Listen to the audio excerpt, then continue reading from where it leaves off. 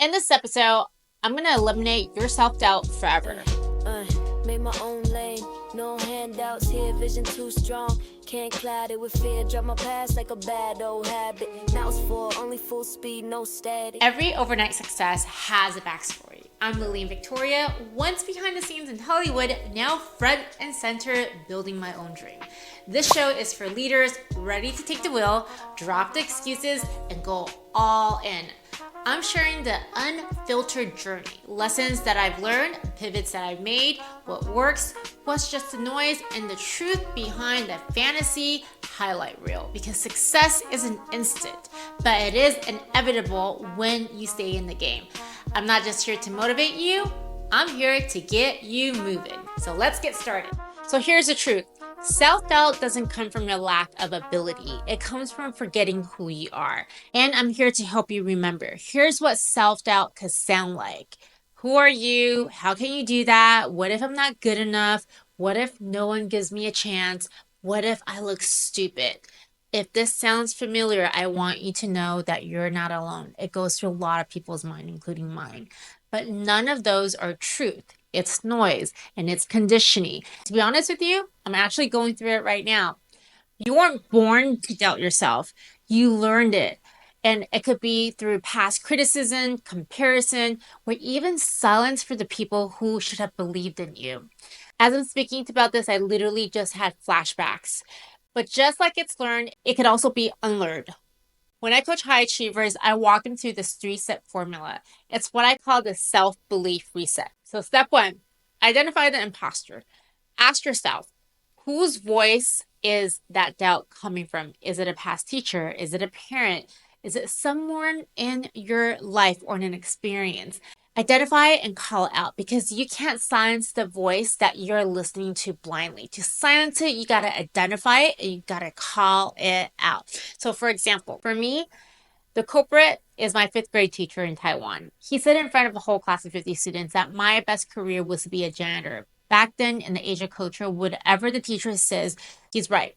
You don't challenge it, you don't talk back, because you literally get punished. So I believed it. And that's the imposter that I have identified. Step 2, you got to interrupt the pattern. Every time that voice comes in, and give it a name and respond to it. So I call my negative voice, that negative voice in my head, Bob. So my way of doing it is, Bob, you have stayed with me far too long and you did not serve me well. Now I got stuff to do, so I'm going to ask you to leave. This is neuroscience. By interrupting thought patterns is how you rewire your belief. Step 3, install truth. So take some time and remember 3 wins that you had in your lifetime. The time when you accomplished something that you didn't think you could, or the time you showed up for yourself, you succeeded, and you figured it out. You figured out the task you never thought you could do before. For me, is when I initially went into the film business. I had no nepotism. I just had a goal. I wanted to use the film business to find my father, and that's a whole other story. I didn't know how, but I got into it and I achieved what I set up to do. And I even got myself working in China, a place that I've never been, but I was there at the right time in the right place. And I worked on some pretty cool projects with some pretty cool celebrities.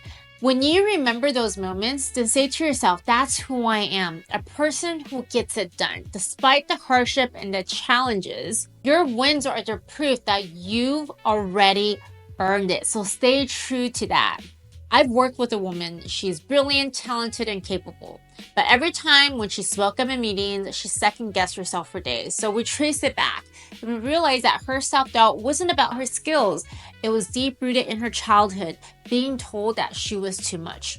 We ran the framework. She identified the old voice was from her mother.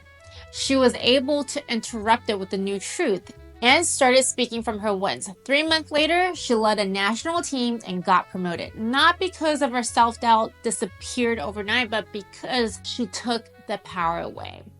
Self-doubt isn't who you are. It's just a habit that you do not need anymore. If you got value from today's episode, your support will mean the world to me if you share it with a friend who needs to hear this. My mission is to grow with you from 0 to 100.